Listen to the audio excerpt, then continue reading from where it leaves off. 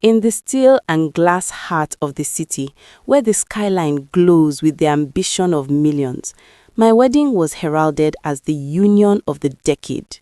The invitations were thick, cream-colored cardstock embossed with gold foil, sent to senators, tech moguls, and the city's elite.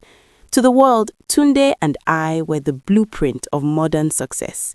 He, the rising star at a top-tier investment firm, and I, the polished marketing executive with a following that adored our curated life. But as I stood in front of the floor-to-ceiling mirrors of a five-star hotel suite on my wedding morning, the silk of my $12,000 gown felt like cold lead against my skin.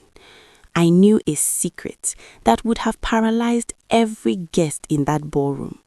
My husband, the man waiting for me at the altar, had not paid for a single petal of the white orchids surrounding us. He hadn't paid for the vintage champagne, the 10-tier cake, or the diamond band resting in his pocket. The man who had signed the checks was sitting in the third row, watching us with the calm, predatory patience of a man who knows exactly what he owns. His name was Mr. Ade, a silent partner in Tunde's firm, or so I was told. In the city, men like Ade don't exist in the light, they exist in the ledgers. 6 months before the wedding, Tunde had come home trembling, not with fear, but with the crushing weight of inadequacy. He had promised me a life that his salary, bloated as it was, couldn't actually sustain.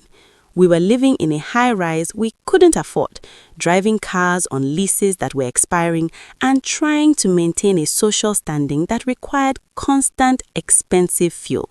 Tunde told me Ade had offered a sponsorship, a gesture of goodwill, to ensure the firm's brightest star had a wedding that matched the company's prestige.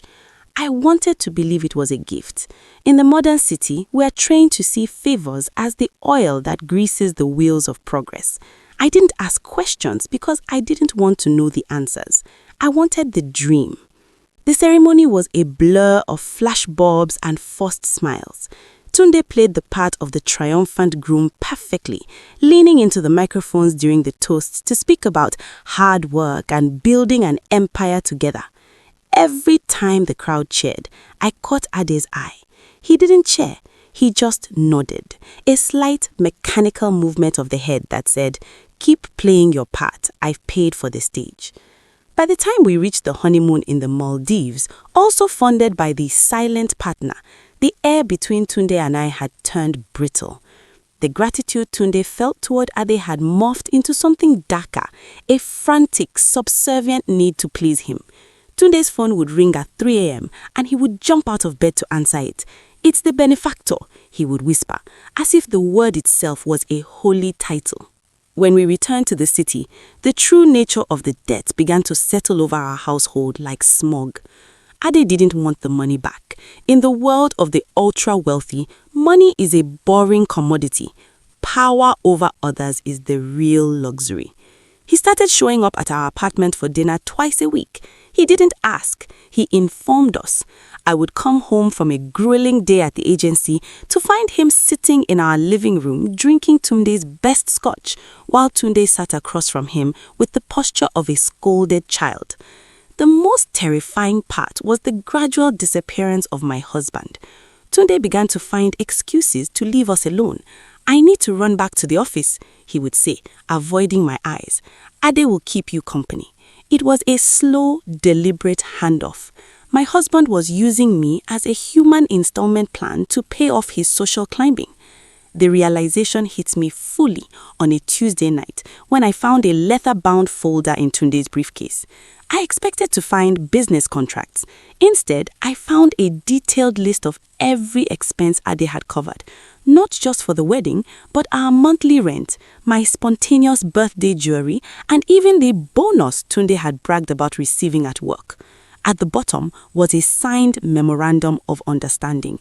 It wasn't a financial document, it was a surrender of autonomy. Tunde had traded his decision-making power and, by extension, the sanctity of our home for the appearance of being a big boy in the city. He had sold the walls of our home before we had even moved in.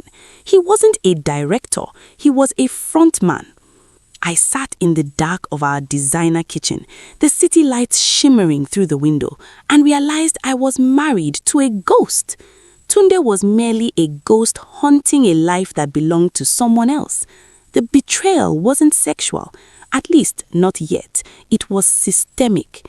He bypassed my consent to fund a lifestyle that I would have gladly traded for peace of mind. He thought he was protecting our status, but he was actually dismantling our humanity. In that moment, the love I had for him, the man I thought was my partner, evaporated. You cannot love a man who views you as a luxury asset to be leveraged in a trade. The next time Ade came over, Tunde did his usual routine. He grabbed his keys, muttered something about a server crash at the firm, and bolted out the door. The silence he left behind was heavy. Ade looked at me, his expression unreadable, and poured himself another drink. He's a weak man, but he has excellent taste in weddings. I didn't cry. I didn't scream. In the city, emotions are for people who can afford them. I took the seat Tunde had vacated. I looked at the man who paid for my dress, my ring, and the roof over my head. If you're going to be the one running this house, then we need to discuss a new set of terms, because Tunde is a poor manager of your investment. Ade paused, his glass halfway to his lips. A slow, genuine smile spread across his face. The first real emotion I had seen from him. He recognized the shift. I wasn't being a victim, I was being a CEO. We spent the rest of the night talking about the firm, the city's real estate market, and how Tunde's director position could be put to better use under my guidance.